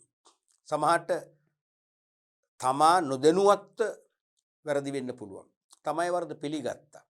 නැවත එවැනි වැරදි නොවන තැනට වැඩ කරන බවට පොරොන්දුවක් ඇති කරගත්තා. එහෙම තිබේදී සමහරට තමාගේ උසස් වීම, මෑතකදී ලැබිච්ච උසස් වීම තමන්ගෙන් අයින් කරනවා. ඒ කියන්නේ තමන්ගේ උසස් වීම අයින් කරලා පහත හෙලනවා. නැත්නම් ශ්‍රේණිය පහළ දානවා. තමන් තුන්වන ශ්‍රේණියේ සිට දෙවන ශ්‍රේණියට උසස් වීම ලැබුවා. නැවත තුන්වන ශ්‍රේණියට දානවා. මානසික අසහනය කොච්චරද? සේවක දුක් ගැනවිල්ල. ඊළඟට මාරු කිරීම. යුක්ති සහගත මාරු කිරීම නම් කමක් නැහැ. දැන් මානව සම්පත් කළමනාකරන ප්‍රතිපත්තිය වශයෙන් සේවකින් මාරු කිරීමේ ප්‍රතිපත්තියක් තියෙන්න පුළුවන්. උසස් කිරීමේ ප්‍රතිපත්තියක් නැත්නම් දර්ශනයක් තියෙන්න පුළුවන්. තේරෙනවද? ඒ ප්‍රතිපත්තියට පටහැනිව මාරු කරොත් මොකද වෙන්නේ? ඒක අසාධාරණයි. සේවකයා අසහනටපත් කරනවා. සේවකයන් මාරු කිරීමේ ප්‍රතිපත්ති තියෙන්න පුළුවන්. අනිවාර්යයෙන්ම එක දිගට වර්ෂ 10ක් සේවයේ එකම තැන සේවය කළා නම් එයා ඒ ආයතනයේ වෙනත් අංශයකට යා යුතුයි. කළමනාකරුත්ව තීරණය කරන. හරිද? එතනත් වසර 5ක් හෝ 10ක් හිටියන් පස්සේ ඊළඟට තවත් ස්ථානට යා යුතුයි. එහෙම තියෙන ප්‍රතිපත්ති.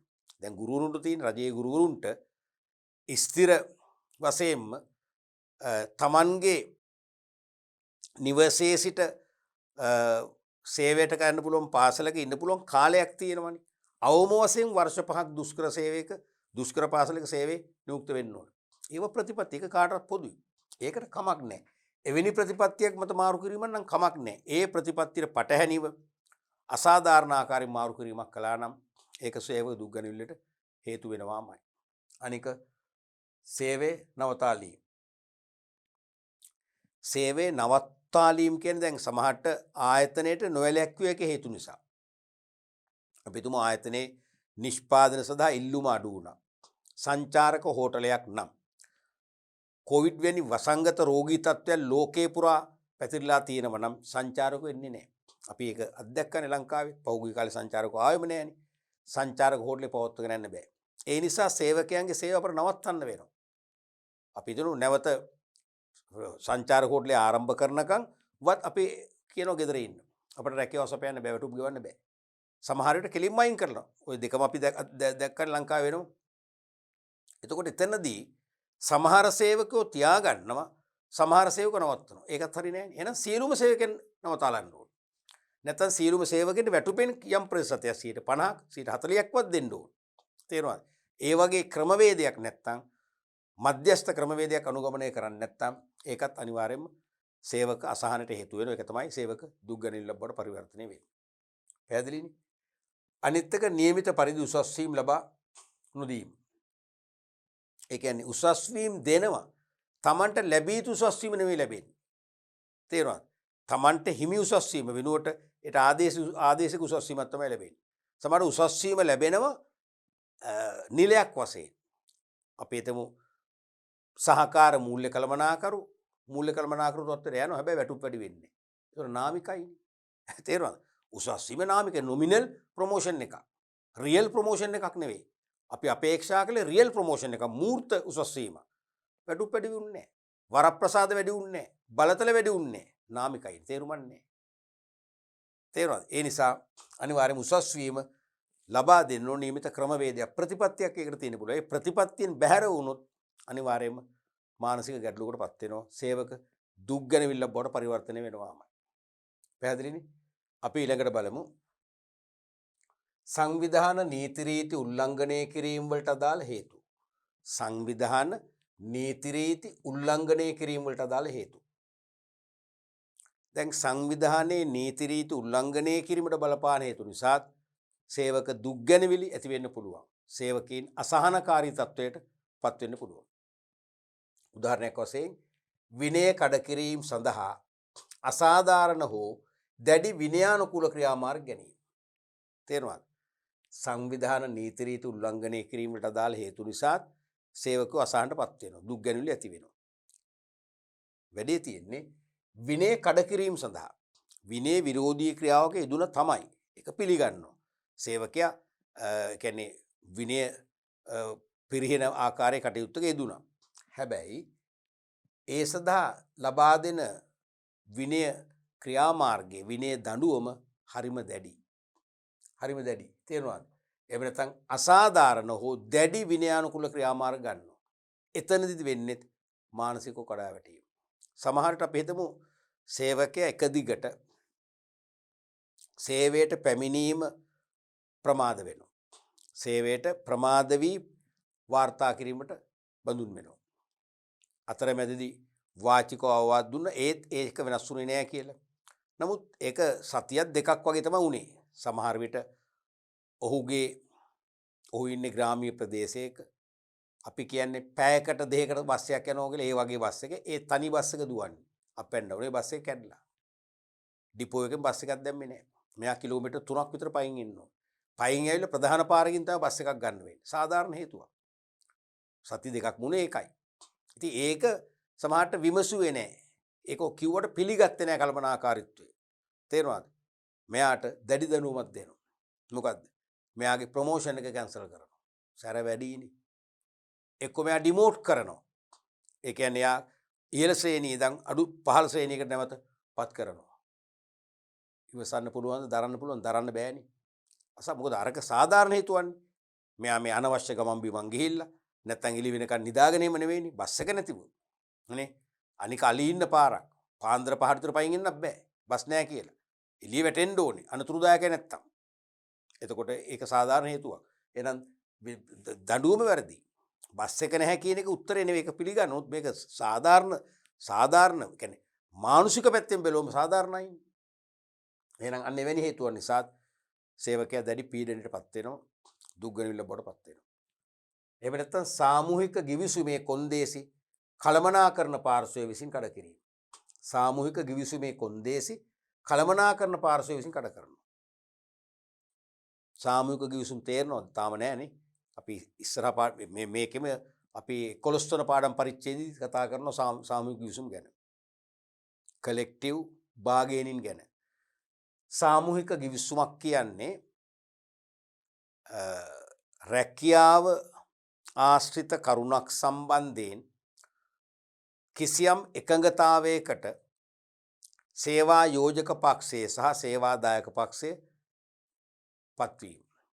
නැත්නම් වැටුප්, සේවා කාලය, අතිකාල, නිවාඩු වැනි රැකියාවාශ්‍රිත කරුණක් සම්බන්ධයෙන් කිසියම් එකඟතාවයකට සේවා යෝජක පක්ෂය සහ සේවාදායක පක්ෂයේ ගිවිසුමකට එළවෙනවා. ඒක බොහෝලට ලිඛිත ගිවිසුමක්.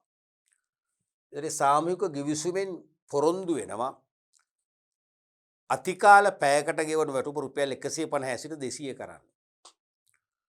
නමුත් ඒක ඉෂ්ට කරන්නේ අන්න සාමූහික ගිවිසුමේ කොන්දේසියක් කඩ කරන කවුද? කළමනාකරන පාර්ශවය.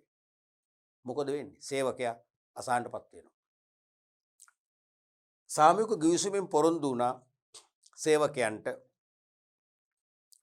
වැටුප් සහිතව සතියකට දින එකමාරි නිවාඩුව දෙන්න. ඇයි? සාප්පු හා කාර්යාල සේවක පනතෙන් ඒක අනිවාර්ය කරලා තියෙනවා. මෙතෙක් දුන්නේ ඉරිද විතරයි.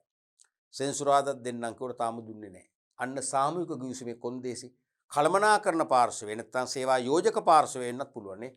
එක්ක කළමනාකරන නැත්නම් සේවා යෝජක.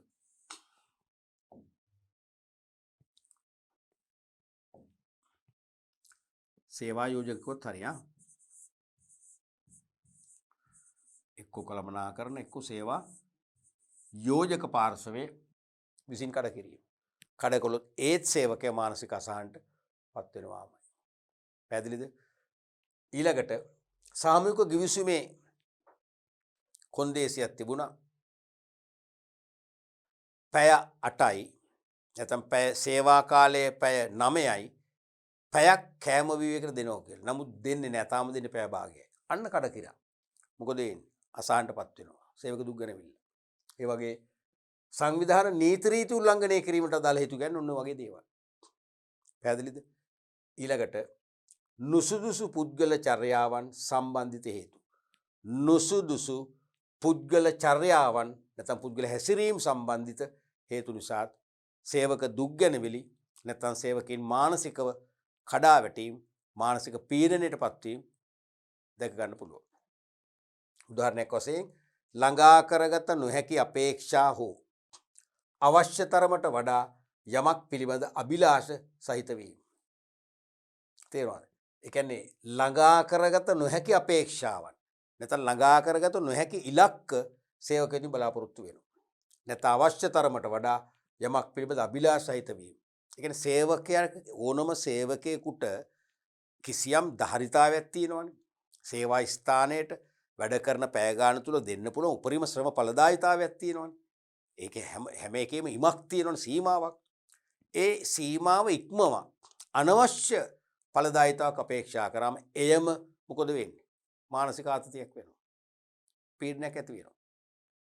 එහෙනම් තේරුණාද? ළඟා කරගත්තු නොහැකි අපේක්ෂාවන් ඉලක්කයන් සේවකයන් අපේක්ෂා කරන්න හොඳ නැහැ. ඒ ළඟා කරගත නොහැකි නැත්නම් සේවකයාට දෙන්න බැරි ඉලක්ක දුන්නොත් සේවකයා මානසිකව කඩාගෙන වැටෙනවා. සේවක දුක් ගැනවිල්ල. එහෙම නැත්නම් ජ්‍යෙෂ්ඨ නිලධාරීන් කෙරෙහි ඇති වැරදි ආකල්ප. නුසුදුසු පුද්ගල චර්යාවන්. ජ්‍යෙෂ්ඨ නිලධාරීන් නැත්නම් තමන්ගේ සුපරීක්ෂකයින් කළමනාකරුවන් කෙරෙහි සේවකයන් වැරදි ආකල්ප ඇති කරගන්නවා. සේවකයෝ අපි ඒකත් ප්‍රශ්නයක්නේ. අපි වැරදි ආකල්ප වලට ලැබුණාම අපි ඒකෙන් මානසික පීඩාවටපත් වෙනවා. අපි හිතනවා මේ සුපරීක්ෂකයා තමයි ඔක්කොම කරන්නේ. එයා තමයි ජ්‍යෙෂ්ඨ කළමනාකරුවන්ට මානව සම්පත් කළමනාකරුවන්ට කේලම් කියන්නේ. අපේ ෆැක්ටරි මැනේජර් නොමග යවන්නේ එයා තමයි. ෆැක්ටරි මැනේජර් අපේ මේ සැරේ අවුරුදු බෝනස් එකෙන් භාගයක් අපහැරියෙත් මේ කේලම් කියන පුද්ගලෝ නිසා. සමහරට එහෙම කියලා නැහැ. ඇත්තට මේ ජ්‍යෙෂ්ඨ නිලධාරීන් හොඳයි. ඒගොල්ලොත් අපි වෙනුවෙන් කතා කරන අය. ඒගොල්ලෝ සමහර අපිට ටිකක් තදින් කතා කරපු අවස්ථා දෙක තුනක් නිසා අපි හිතනවා ඒගොල්ලෝ නරක සේවකයෝ. නරක උසස් නිලධාරීන්. අපි අයිතිවාසිකම් නැති කරන්නේ ඒගොල්ලෝ. අපි ඒ වැරදි මතත් එක්ක අපි ඒගොල්ලොත් ගැටීම් ඇති කරගන්නවා. මොකද වෙන්නේ? අපි මානසික පීඩාවටපත් වෙනවා. එහෙම නැත්නම් සේවක අධි අභිමානය. සේවක අධි අභිමානය. ඒකත් පුද්ගල හැසිරීම සම්බන්ධ හේතුවක්නේ. දැන් සමහර සේවකයින් හිතනවා මේ ආයතනය ක්‍රියාත්මක වෙන්නේ අපි නිසා. මේ ආයතනය පවතින්නේ අපි නිසා. මේ ආයතනය දුවන්නේ අපි. එහෙම එකක් තියෙනවනේ. දැන් අපි ටියුෂන් කර්මාන්තේ හිටපු අය වශයෙන් සමහර පන්ති වල වැඩ කරන සේවකයෝ ඉන්නවනේ. ආයතනයේ පන්ති සංවිධාන කටයුතු උදව් වෙන ඒගොල්ලෝ හිතනවා ඒගොල්ලෝ තමයි මේ පන්ති වර්ධනය කරන්නේ. ඒගොල්ලෝ තමයි මේ සිසුන් ගෙන්වන්නේ. ගුරුවරයා නෙවෙයි. ඒක අධි අභිමානයනේ. ඒතර ඒගොල්ලෝ යම් යම් ඉල්ලීම් කරනවා. නොගැලපෙන ඉල්ලීම්. තමන්ගේ තනතුරට නොගැලපෙන ඉල්ලීම් බලාපොරොත්තු වෙනවා. නොගැලපෙන වරප්‍රසාද තානාන්තර අපේක්ෂා කරනවා ගුරුවරයාගෙන් තමන්ගේ ස්වාමියාගෙන්. ගැලපෙන්නේ නැහැ නේ අධි අභිමානය. ඒ වගේ සේවකයන් තුල අධි අභිමානයක් ඇති වුණොත් අපි තමයි මේ ආයතනේ ගෙනියන්නේ. අපි තමයි මේ ආයතනේ රන් කරන්නේ. අපි නැත්තම් මේ ආයතනේට පැවැත්මක් නැහැ. එහෙම එකක්. දැන් ඇත්තටම තේරුණාද? ඇත්තටම අපි හිතමු පවතින ආණ්ඩුවට අපි දොස් කියනවා. පවතින ආණ්ඩුවට අපි කියනවා රජයේ නිලධාරීන් නැත්තම් මේ ආණ්ඩුව නැහැ. නිලධාරීන් තමයි මේ ආණ්ඩුවේ පැවැත්ම තීරණය කරන්නේ. එහෙමම කියන්නත් බෑනේ.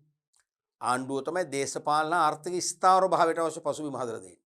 ඒ පසුබිම හැදුවේ නැත්තම් නිලධාරීන් වැඩ කරන්න බෑ. ඒ නිසා නිලධාරීන්ට කියන්න බෑ ආණ්ඩුව නෙවෙයි අපි තමයි රට ගෙනියන්නේ. ඒ වගේම ආණ්ඩුවට කියන්න බෑ රජයේ නිලධාරීන් නෙවෙයි අපි තමයි රට පවත්වාගෙන යන්නේ. ඒ අනවශ්‍ය අභිමානයන්. අන්න ඒ වගේ සේවකයන් තුල අනවශ්‍ය අධි අභිමානයක් තියෙන්න පුළුවන්. ඒ නිසාත් අනිවාර්යයෙන්ම මත ගැටුම් වලට මුහුණ පාන්න වෙන්න පුළුවන්. ජ්‍යෙෂ්ඨ කළමනාකරුවන්ගේ දෝෂාරෝපණයට ලක් වෙන්න පුළුවන්. ඒවත් අනිවාර්යයෙන්ම සේවක දුක් ගැනීම බවට නිසා පරිවර්තනය වෙනවා. ඊළඟ එක තමයි අවසන් එක. රැකියාව හෝ රැකියා පරිසරයට පරිබාහිර පරිසරයේ සම්බන්ධිත හේතු නිසාත් සේවක දුක් ගැනවිලි මතුවෙනවා. උදාහරණයක් වශයෙන් පවුල් ඒකකය හා සම්බන්ධ හේතු. ඒක රැකියාවට රැකියා පරිසරයට සම්බන්ධ නැහැනේ. ඉන් පරිබාහිර පරිසරයේ දෙයක්. අපි රැකියාව නිම කරලා නිවසට ආවම නිවස කියන්නේ වෙනම පරිසරයක්. වෙනම පවුල් ඒකකයක්, වෙනම සමාජ ඒකකයක්, වෙනම පරිසරයක් ඒකනේ. එහෙනම් පවුල් ඒකකය හා සම්බන්ධ හේතු. සමහරට පවුල් ඒකකේ අපිට රැකියාවට යන්න උදව් කරන්නේ නැහැ. දැන් මම රැකියාවට යනකොට මගේ ඇඳුම් ටික අයන් කරලා ලෑස්ති කරලා දෙනවා නම් ගෙදර බිරිඳ වෙන්න පුළුවන්, අපේ දරුවෝ වෙන්න පුළුවන්, ගෙදර කවුරු සමාජිකයෙක් මට ඒක ලොකු සහනයක්. ඒ වගේ මගේ කෑම ටික පිළියෙල කරලා දෙනවා නම් තේරුණාද? මට අඩු ගානේ සමහරට මම විවේක කාලෙදී මොනවා හරි පොඩි ආහාරයක් ගන්න මට ගෙදරින් ඒක සැපේනවා. මට ඒක ලොකු සහනයක්නේ. මට එනං හෝටල් ගානේ ඇවිදින්න දෙයක් නැහැ. මට හෝටලයක් නැති වෙලාවක මට බඩගින්න හුලගෙන වැඩ කරන්න දෙයක් නැහැ. මොකද මම කරන්නේ පැය ගණන් කතා කරන එකනේ. මට ශක්තිය ඕනනේ. මට අනික මානසික නිදහස ඕනේ. දැන් ගෙදර ගියාම මට ඔක්කොම ගෙදර ප්‍රශ්න ටික මගේ ඔලුවට දැම්මම. එතන මොකද මම ලොකු මානසික ආතතියකටපත් වෙනවා. තේරුණාද? මම රැකියාවට එන්නේ සමහරට ආවේගයෙන්. සමහරට කලබනාකරුවෙක් මොන හරි වචනයක්වත් මම වචන 10ක් කියනවා. එතරම් ගැටුමක් ඇති වෙනවා. එහෙනම් මොකද වෙන්නේ? මට අනිවාර්යයෙන්ම විනයානුකූල ක්‍රියාමාර්ගවලට ලක් වෙන්න වෙනවා. මොකද වෙන්නේ? මම මානසිකව වැටෙනවා. මානසික පීඩනයටපත් වෙනවා. එහෙනම් එතන තියෙන මොකද්ද? සේවක දුක්ගැනවිල්ල. තේරුණාද? නිසා නිතරම පෞල් ලේඛකෙන් මට සහයෝගයක් ලැබෙන්න ඕනේ. සේවකයට සහයෝගයක් ලැබෙන්න ඕනේ. පෞල් ලේඛකේ නිතරම සේවකයාගේ මානසික ආතතියක් විතොත් ඒ අඩු කරන්න ඕනේ. සමහරට සේවකයා අතින් පෞලේ යුතුයකම් පැහැර හැරීමක්, යුතුයකම් කඩවීමක් වෙන්න පුළුවන්. ඒව පවා විදදරා ගන්න ඕනේ. මොකද සේරට උනව වටින්නේ රැකියාව කරලා ඒ පෞල නඩත්තු කරන්නේ සේවකයන් මම නම් ඒ මට අවශ්‍ය සාධාරණ මානසික නිදහස දෙන්න පෞල් ලේඛකෙන් සහයෝගය ලැබෙන්න ඕනේ. නොලැබුණු තැන මම අනිවාර්යයෙන්ම පීඩනයටපත් වෙනවා. ඒකත් සේවක දුක්ගැනවිල්ලක් තමයි.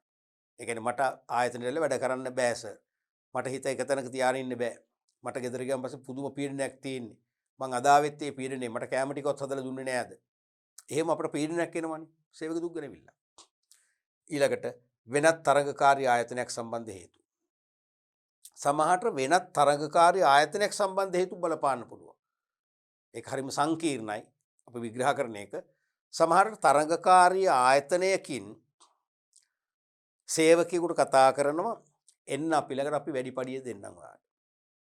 සේවකයා මේ ආයතනට ඇල්මෙන් යුතුව වැඩ කරන්නේ. පක්ෂපාතී සේවකයෙක්. කළමනාකාරීත්වයක බොහොම සුහදව වැඩ කරන සේවකයෙක්. සේවකයෙක් ප්‍රතික්ෂේප කරනවා. ප්‍රතික්ෂේප කරාම සේවකයාගේ රැකියාව අහිමි කරන්න තරංකාරී ආයතන ක්‍රියාත්මක වෙනවා. තරංකාරී ආයතනයේ කිසියම් චරපුරුෂයෙක් මගින් දැනුම් දෙනවා මෙන්න මේ සේවකයා නිතරම අසවල් ආයතනයෙන් ඉල්ලීම් කරනවා ඒ ආයතනයේ රැකියාව ලබා දෙන්න කියලා. මේ සේවකයා ඉල්ලන විදිහට හිතන් ඇති වෙන තත්ත්වයේ සමාජ වෙන දේවල් වල තේරුවාද? එතකොට මොකද වෙන්නේ? කළමනාකාරීත්වය මෙයාගෙන් ප්‍රශ්න කරනවා. සේවා යෝජකයන් ප්‍රශ්න ඇයි එහෙම කරන්නේ? ඔබට අපි කරපු අසාධාරණ මොකද්ද? ඔබට අපි සාධාරණ වැටුපත් දෙනවා. ඔබට සාධාරණ නිවාඩු ලබා දෙනවා. ඔබේ අයිතිවාසිකම් අපි ආරක්ෂා කරලා තියෙනවා. ඇයි මේ අනවශ්‍ය කලබලයක්? අනවශ්‍ය ප්‍රශ්නයක් ඇති කරගන්නේ? මෙයා කොච්චර නැහැකොත් පිළිගන්නේ. මොකද වෙන්නේ? නොකල වරදකට මෙයා දංගෙඩියට අහු වෙන වගේ වැඩක් නෙවෙන්නේ. නොකල වරදකට දංගෙඩියට අහු වෙන වැඩක් නෙවෙයි. මොනතරම් මානසික කඩාවැටීමක්ද ප්‍රධාන සේවක දුක්ගැනවිල්ල බවටපත් වෙනවා. ඔයගේ තරඟකාරී ආයතන මගින් නොඑක් විස බීජ දානවා. ඒක සේවකයාගේ රැකියාවේ පැවැත්මට ලොකු බලපෑමක් වෙන්න පුළුවන්. ඒ බලපෑමම සේවක දුක්ගැනවිල්ලක් තමයි. පැහැදිලිනේ? ඔන්න වගේ සේවක දුක්ගැනවිලි ඇතිවෙන බොහොම සූක්ෂම ඒ වගේම පුළුල් සංකීර්ණ අවස්ථා කීපයක් අපි මේ පාඩම් පරිච්ඡේදයෙන් පුළුල් සාකච්ඡා කළේ. දැන් ඔබට මේ සේවක දුක්ගැනවිලි කියන එක එන්න පිළිබඳ අදහසක් අනිවාර්යයෙන්ම ඇති වෙන්න පුළුවන්. දැන් දැනෙනවද? මානව සම්පත් කළමනාකරු human resource manager කෙනෙක් කියන්නේ සුළුපටු චරිතයක් නෙවෙයි. තේරුණාද? විශාල බරක් අදින්න තියෙන දුහුරයක්. තේරුණාද?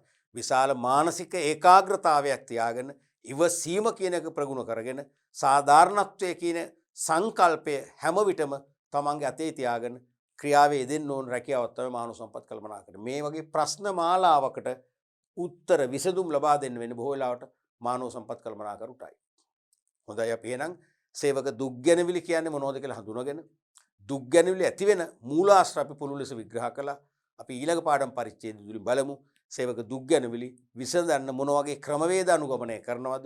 ඒ දුක්ගැනවිලි නිසා ව්‍යාපාරවලට ඇතිවන අවාසිදායක තත්ත්වයන් සහ දුක්ගැනවිලි විසඳාගත්තම ඇතිවන සාධාරණ තත්ත්වයන් මොනවද කියලා අපි ඊළඟ පාඩම් පරිච්ඡේදයෙන් සාකච්ඡා කරන්න බලාපොරොත්තු වෙනවා.